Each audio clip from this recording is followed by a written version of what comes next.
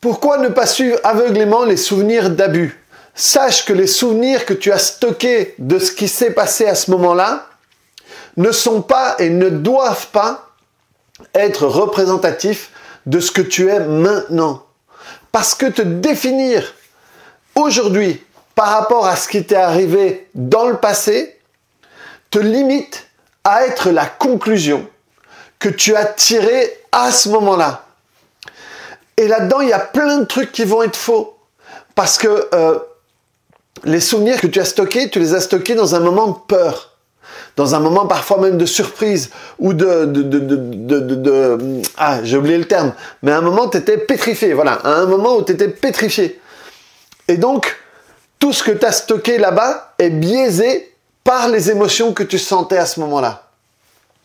Et surtout, ce qui est arrivé à ce moment-là parle plus de la personne qui les a fait que de toi.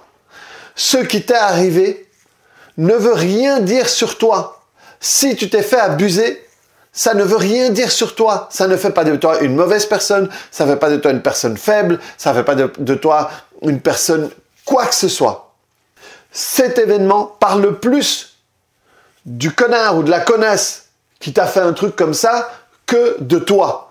La plupart du temps, c'est mauvais endroit au mauvais moment et ça ne veut rien dire de plus que ça. Et même, admettons, t'es responsable parce que tu n'aurais pas dû ci, tu n'aurais pas dû ça, tu n'aurais pas dû ça, eh bien, c'est une erreur que tu as fait à ce moment-là. Mais tu n'es plus cette personne-là aujourd'hui. Donc, ça ne vaut pas la peine que tu te juges aujourd'hui de la manière dont tu as jugé, pas toi, mais le comportement que tu as eu à ce moment-là. Il faut que tu puisses te séparer de tous les jugements que tu as eu de toi à ce moment-là. Parce que ça n'a pas de sens. Et de nouveau, 99% du temps, on n'est pas responsable de ce qui s'est passé.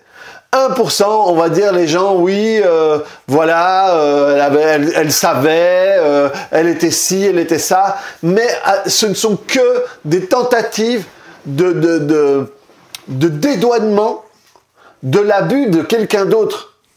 Quel que soit ce que tu as fait, quel que soit l'endroit où tu ne devais pas te trouver, quel que soit l'état dans lequel tu n'aurais pas dû être, ça ne justifie pas l'abus de quelqu'un d'autre. L'abus, le viol, l'attouchement ou quoi que ce soit. Donc, te juger par rapport à ce qui est arrivé, c'est pas juste. C'est pas fair play. Donc, les souvenirs en plus que tu as stockés, ils sont biaisés par tes émotions. Quand tu es dans un état d'émotion, tu vas pas stocker les choses de la même manière. Et surtout, la plupart du temps, tu vas stocker des bribes. Déjà, pour que tu puisses te rendre compte de l'impact qu'a l'émotion sur la mémoire, il suffit de se rendre compte de la quantité de gens qui vont à des examens quand ils sont à l'école. Ils ont étudié comme des malades, ils connaissent tous les trucs sur le bout des doigts et ils arrivent à l'examen, ils commencent à flipper et tout d'un coup, ils oublient tout.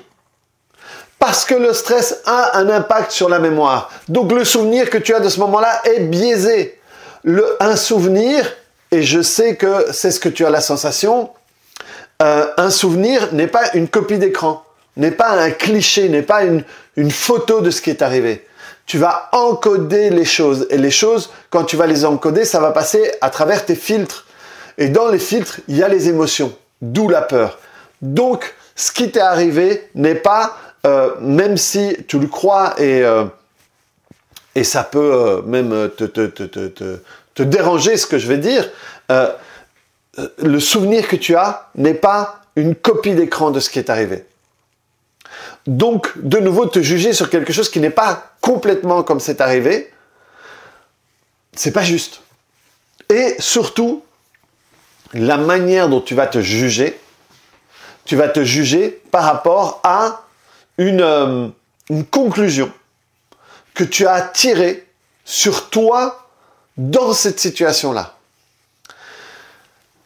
La plupart du temps, les gens qui viennent me voir pour des abus sexuels, c'est un truc qui est arrivé il y a au moins 5 ans.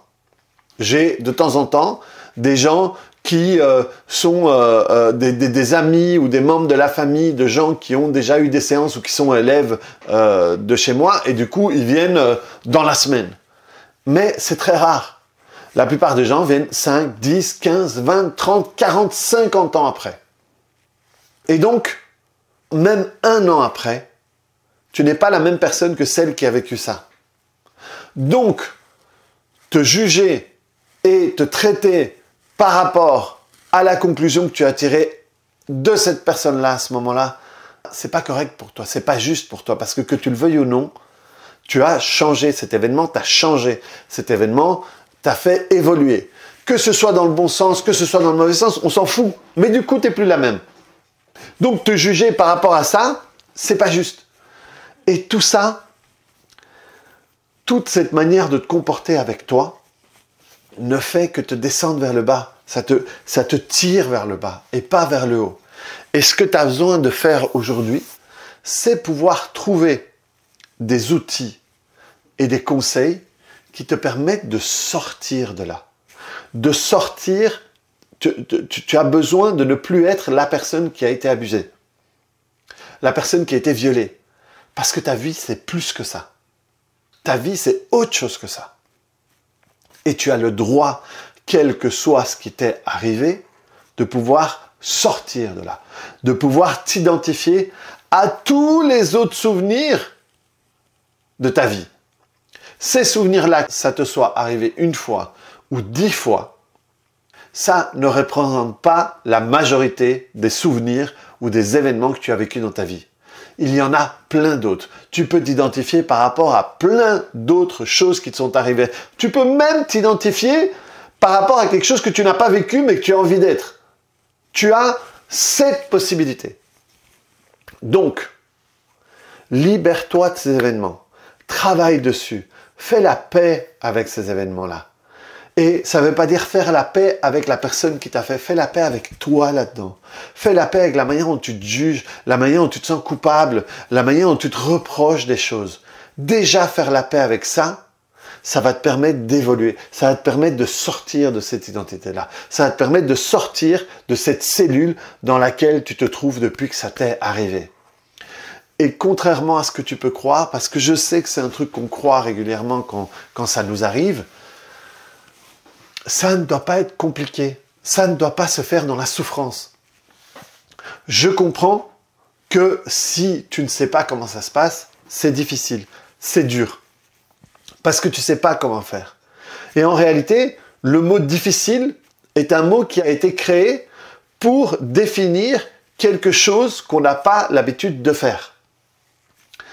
Et si tu as l'habitude de faire, si tu es entraîné, tu vas te rendre compte que tu peux faire ça rapidement et facilement quand tu sais quels sont les engrenages qu'il faut tourner pour que la chose se passe de manière fluide. Donc, cherche quelqu'un qui peut t'aider. Et de nouveau, c'est pas quelque chose qui doit prendre des années ou des mois. Si tu vas chez quelqu'un qui dit « Ok, on va travailler 2 fois par semaine pendant 3 ans », laisse tomber, t'as pas besoin de ça. Tu peux travailler et faire ça rapidement pour pouvoir récupérer ta liberté, pour pouvoir récupérer ta vie, pour ne plus te définir par rapport à ce qui t'est arrivé. Te définir par rapport à quelque chose qu'on t'a fait n'est pas juste, parce que c'est pas par rapport à toi.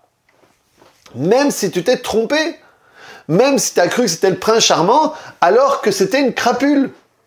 Tu peux pas te juger par rapport à ça parce que ça reste quelque chose qu'on t'a fait et que tu ne voulais pas qu'on te fasse.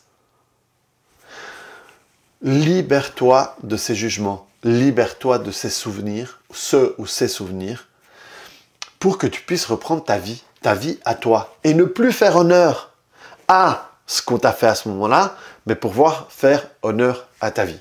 Donc cherche quelqu'un qui peut t'aider pour ça.